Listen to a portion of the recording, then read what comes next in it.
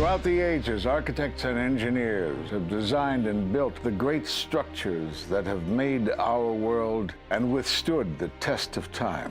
Hi, I'm Ed Asner. Welcome to Architects and Engineers. Let's look now at modern steel frame buildings. This is the Empire State Building, a marvel of modern architecture. It was built to last.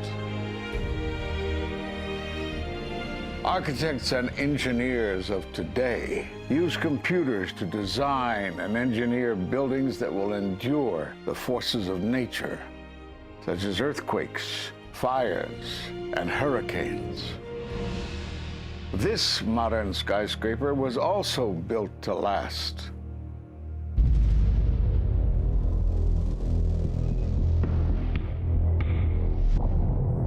We've seen buildings completely destroyed like this before, but only when done intentionally.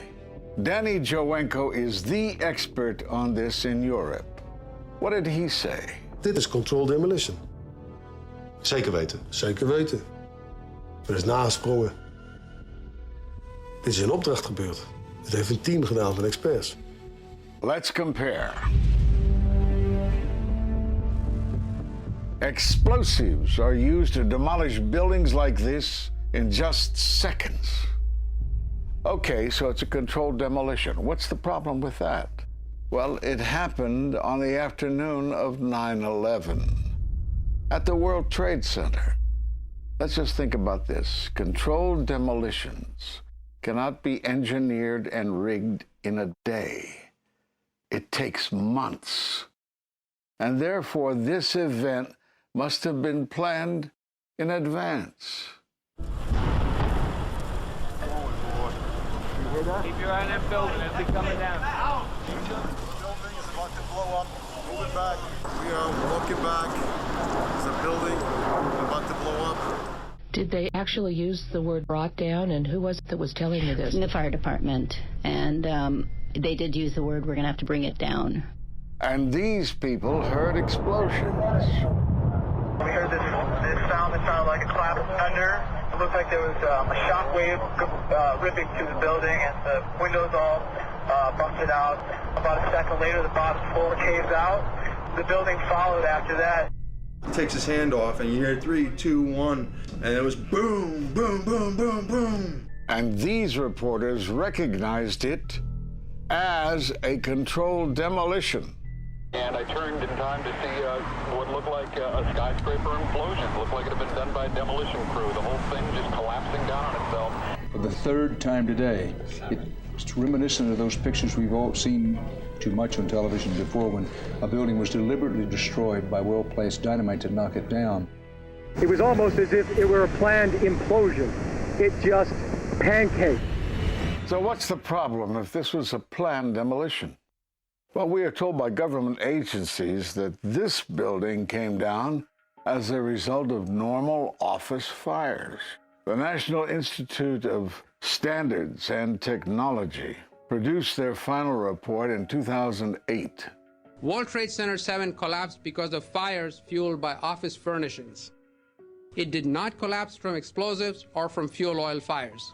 Well, what do you think brought down the building? And what caught my eye is more than 1,300 architects and engineers examined the evidence about Building 7's collapse and disagree with the official report issued by the National Institute of Standards and Technology.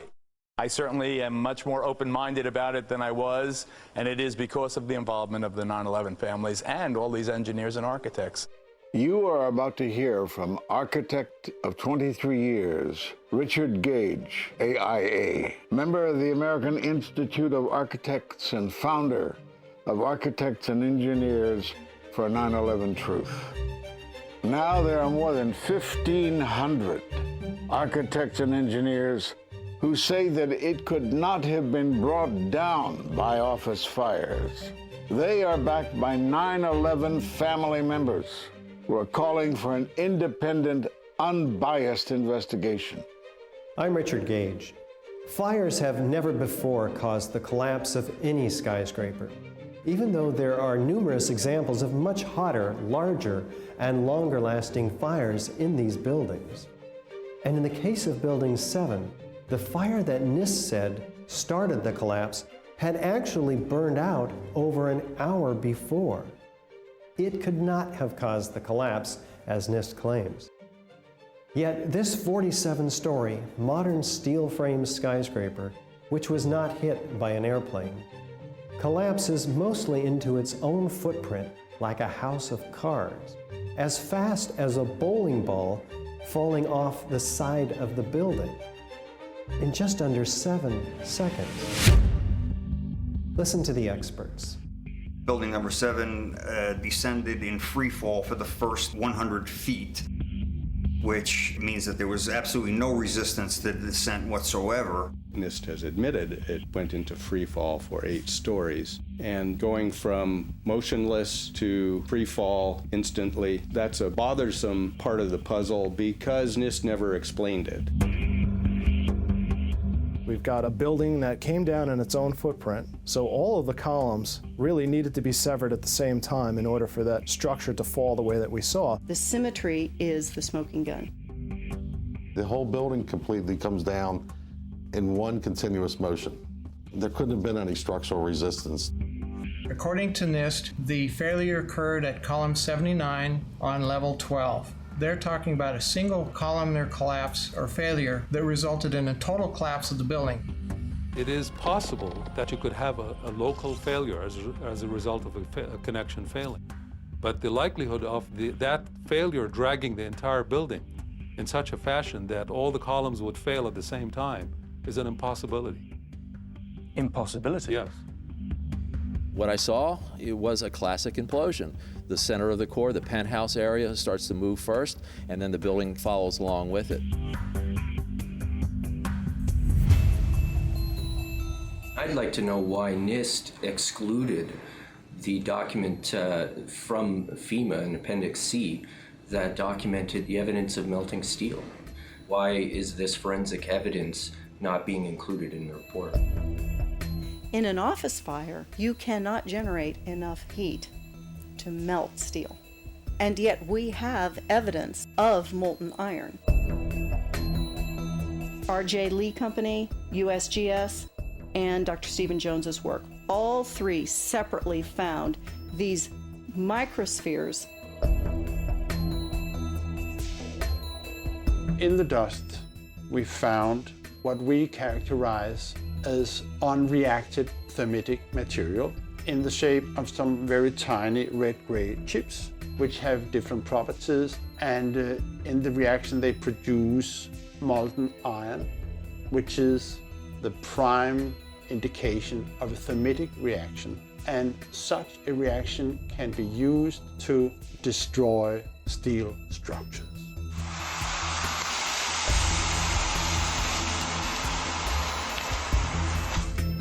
What we have found is a modern version of thermite, which we call nanothermite.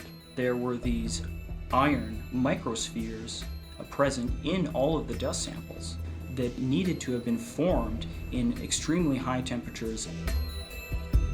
I've independently seen thermitic activity within 2 separate independent samples of World Trade Center dust. My contention, based on finding thermite residue in the dust, is that it happened before. It didn't happen after in the fires that ensued in the rubble pile afterwards. All the characteristics of the microspheres tell me that thermite was involved in melting those steel beams. So thermite, if it was present at the World Trade Center and created this molten metal that so many witnesses and photographic evidence shows, would also explain the fact that the fires could not be put out at Ground Zero. The only thing that is consistent with all of the evidence that we have that could cause such a thing is the use of thermite to cut through the steel. You'd get down below and you'd see molten steel running down the channel rails. Like you're in a foundry. Yeah. Like lava. Like it was lava from a volcano. Well, the manual gets into thermite, and if it says if you have melted steel or concrete, which we had on 9/11. We should test for it. It's this fused element of steel, molten steel and concrete and all of these things all fused by the heat into one single element. We're asking for an investigation that follows national standards. There's no excuse to not test for this. If terrorists used explosives in '93, why didn't we test for them? If all these witnesses heard explosions, why aren't we testing for them? NIST concedes that they found no evidence for explosives. So then we asked them, well, did you look? And they said, no, we did not look for explosives or residues of explosives. So the preconceived notion of NIST is that there's no evidence for explosives, and so there's no point in looking. That is the most unscientific thing that you can possibly think of, not to look because you don't expect to find evidence, and in fact the evidence is overwhelming. They state these conclusions for which there's virtually no evidence, and then they ignore conclusions that can be drawn from the evidence. The Freedom of Information Act request to NIST was denied with the claim that releasing this data might jeopardize public safety. How could it possibly jeopardize public safety? The destruction of evidence was a criminal act in itself. It was already being carted away and destroyed when the FEMA investigators got there about a month after September 11th. You can't do science when you are deprived of the evidence and when your hypothesis is the least valid instead of the most likely. When the most likely hypothesis in the case of Building 7 wasn't even mentioned. This is not science. The scientific forensic evidence, ignored by NIST, but carefully reviewed by teams of technical professionals, corroborates the hypothesis of explosive-controlled demolition. We've traveled to 21 foreign countries and 32 American cities, bringing this evidence to the attention of the public. And we're backed by 9/11 family members and other concerned citizens who are calling for an independent, unbiased investigation. I'm a family member trying to find out the answers to the murder of 3,000 plus people. The bottom line is that it needs to be investigated properly. Please look at architects and engineers. People all around the world, scientists all around the world are questioning this.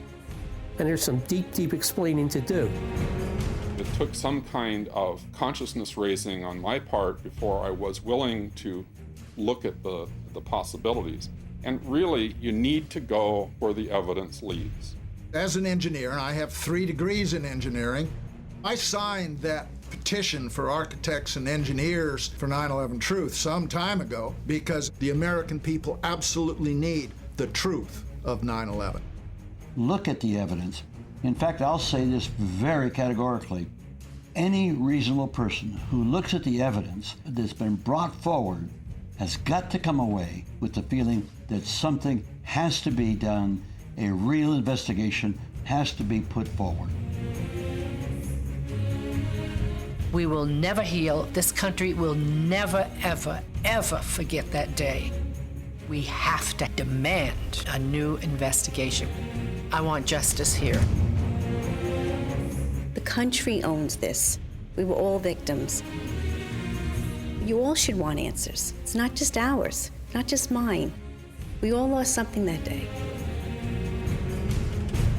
It's distressing for everyone to come to terms with this evidence, but we must pursue the truth wherever it leads.